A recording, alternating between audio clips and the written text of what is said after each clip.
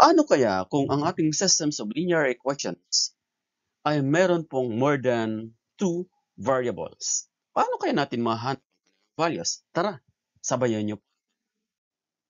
Let's solve this problem. Your task is to solve for the values of A, B, and C that will satisfy all the given equations. We have our three equations which are given. We have the equation number 1, equation number 2, and equation number 3. So, paano po ba natin gagawin at paano natin mahanap yung values ng tatlong variable which is A, B, and C by this given more than 2 variables? First, we have to solve for a representation equation that is derived from any of the three equations. Ang ibig sabihin nun, out of these three equations, maghanap tayo dito sa tatlo na to na kung saan ma-represent natin yung isang variable para makagawa tayo ng isang representation that would help us to solve for another equation. So, kunyari, kuhanin natin yung equation number 1 kasi yung equation number 1 ay wala naman pong constant number. Kung mapapansin natin, variable lamang po sila lahat. So, equation number 1 ang gagamitin natin as our representation to derive from any of these three equations. What will happen? Nung na-represent natin yung ating pong equation number 1, we try to find for the representation of A. At in this case, ang ating pong A is being represented as negative B minus 6 or minus C plus 6. Then let's have the next one. Yung nakuha po nating representations from the equation number 1 which is equals to negative B minus C plus C ay gagamitin po natin to substitute this representation doon sa dalawang natitirang equation. And that is equation number 2 and equation number 3. Papalitan natin yung A dito sa dalawang equations na yon para mas mapaliit natin yung atin pong or mabawasan natin yung ating variable. So let's have equation number 2 and our equation number 3. Unahin po muna natin yung equation number 2. Yung equation number 2 natin ito, that's equals to 2a minus 3b plus 5c equals to 11.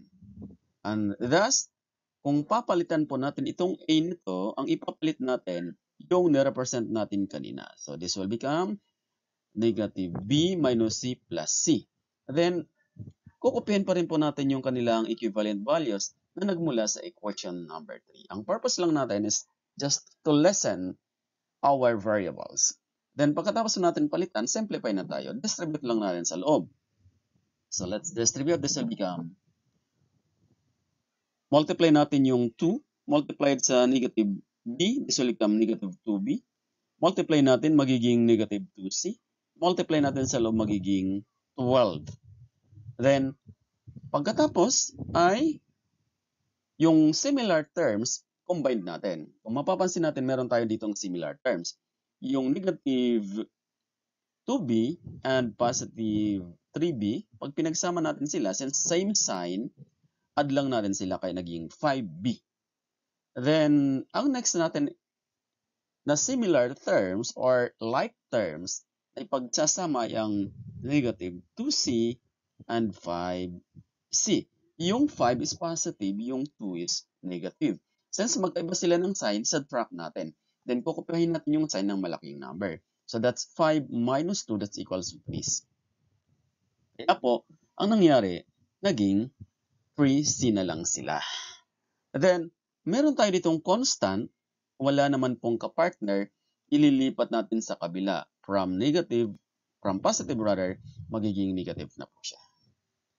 Then, pagkatapos po nun, we will proceed to find your value of your constant. Subtract lang natin yung atin pong constant doon sa right side. That's equals to negative 11 minus 12. That's equals to negative 1. Itong ating nakuha ay i-represent natin as our new equation number 2. Bakit yung equation number 2? From equation number 2, gumawa tayo ng bago mula sa kanya. Then, tulad ng nabanggit natin kanina, gagamitin po natin yung dalawang equation, number 2 and number 1, na i-represent natin dito sa A. Natapos na po natin yung equation number 2. So, start naman po tayo sa equation number 3. Ang equation number 3 natin ay 5A plus 2B minus 3C is equals to 0. The same pa rin, papalitan lang natin yung A ng negative B minus C plus 6.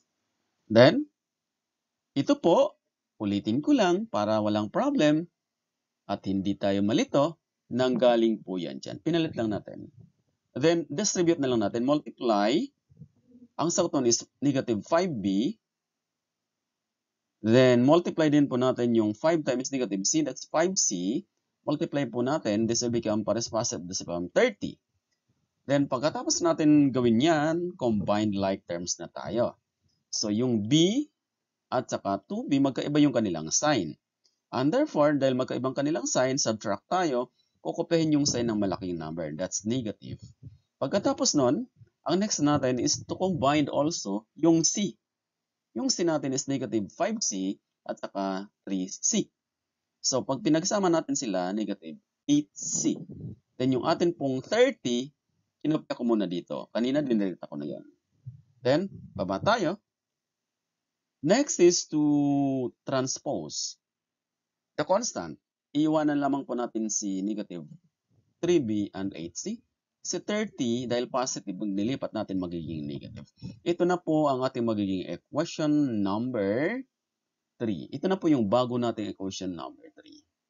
So, sila na po ang kikilalanin natin na dalawang equations na bago. Then, anong gagawin? After na makuha po natin yung bagong equation number 1 at number 2, mag-eliminate tayo. We are going to apply elimination method para mapaliit na po nating number. So, ang gagamitin natin again is elimination method. Ano ang gagamitin natin? Yung bagong equation natin na equation number 2 and equation number 3. Nasaan po yun? Ito yung equation number 3. Ito naman po yung equation number 2. Let's proceed. So, ang akin pong equation number 2 and equation number 3 ay we have 5B plus 3C. Ito po yun, minus or equals to negative 1. Then yung atin equation number 2 ay ito. Bakit may parenthesis? Ano ang ginagawa? So to eliminate, kailangan merong silang dalawa, dapat merong isa sa kanilang variable na magkatulad. So ang gagawin natin, i-multiply ko po sa 8 yung equation number 2, yung bagong equation number 2, at i-multiply ko naman po sa 3 yung bagong equation number 3. Ang purpose po nun ay ito. Dapat, pag minultiply po natin, we have, multiply muna tayo. Mamaya natin sasabihin yung purpose. So, that's equals to 40B. Multiply magiging 24C. Multiply magiging negative 8C. Multiply 9B.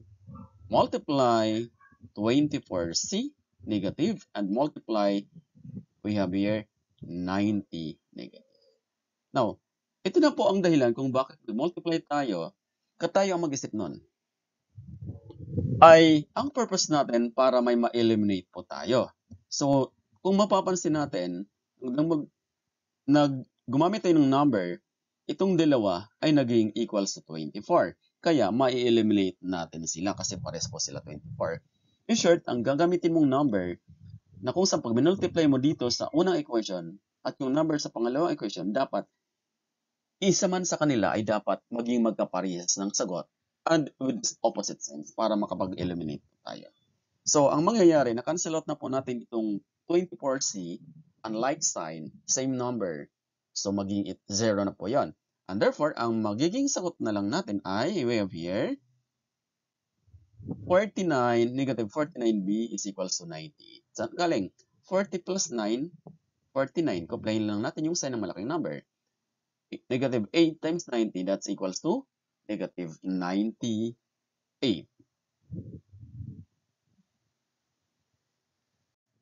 So, ito na po yung result natin kanina. Nung nag-multiply tayo, That's negative 49b is equals to negative 98. Then, if we divide po natin sila, both sides sa negative 49. Dahil, para makuha natin yung value ng b. So, negative 49 divided by negative 49, ang sagot po natin dyan is cancelled out. Magiging 1 na lang. 98 divided by 49, negative. Kaya ang magiging sagot natin is positive 2. Pagkatapos, next na tayo. Malapit natin matapos. So, we have now to substitute the value of your b na nagmula sa dalawang equations natin. From equation number 2 and equation number 3. Mula sa equation number 2 at saka equation number 3, nakakuha po tayo ng value. Pero bago makuha po natin yan, nanggaling muna yung kanilang value ng a sa equation number 1. So, dito, yung value ng b ay isa-substitute natin sa kahit man sa alin sa dalawa doon sa bagong equations natin. Equation number 2 or equation number 3. Tandaan, ang ating pong bagong equation ay nandito. Equation number 3, ang gagamitin ko po. Ito po yung bagong equation natin kanina. Nung hindi pa natin minomultiply, pwede rin naman gamitin natin yung equation number 2. Pero for now, ang gagamitin ko ay ang equation number 3 para makuha ko yung value ng other variable. So, let's find out. So, yung b na aking value ay ipapalit ko dito sa katabi ng 3b. So, and therefore, this will become negative 2. Multiply natin, magiging positive 6 plus 8c. So, ang natira na lang is equals to 30. 6 plus 8c is equals to 30. Then, lilipat lang natin dito si number 6 papunta sa kabila. Magiging negative po yon. Pag pinag-subtract natin yan, magiging 24. Divide natin both sides by 8. Ang sagot nun is our c is equals now to ilan? 3. So, meron na tayong c, meron na tayong b. Ang kulang na lang natin ay ang, try natin, letter A, the first letter or variable. So, substitute natin yung b and c to any of the 3 equations doon sa original equation natin. Balikan natin yung original equation natin.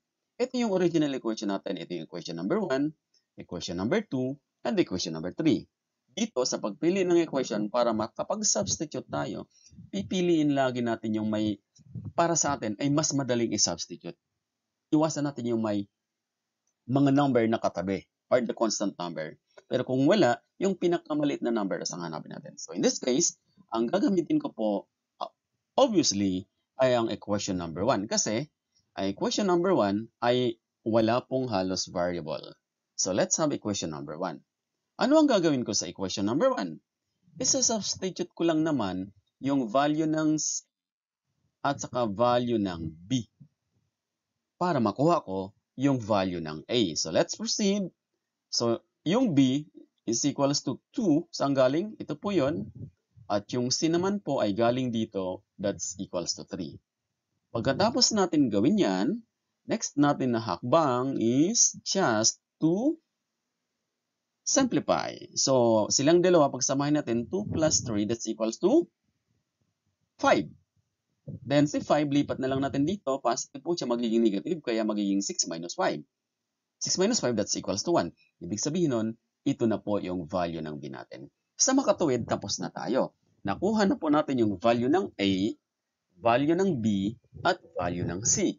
Ang value ng a is 1. Ito po yun. Value ng b is equals to 2. At value ng c, that's equals to 3. Pero para makatiyak tayo kung tama ang ating sagot, pwede po tayo mag-check. So let's check our answer. To check, ay pipili ka na ulit ng equations mula sa original equation. Mamimili ka lang sa tatlo. Is it equation 1, equation number 2, or equation number 3? Siyempre, ang pipiliin mo yung mas mabilis po natin masolusyonan. Pero again, any equations would matter, would do. Kahit alin dyan sa kanilang tatlo, pwede po natin gamitin. Basta't ang malaga, equal ang kanilang maging kalalabasan. So for now, ang gagamitin ko po ay ang equation number 1. Sa equation number 1, papalitan ko lang yung A, ipapalit ko sa 1.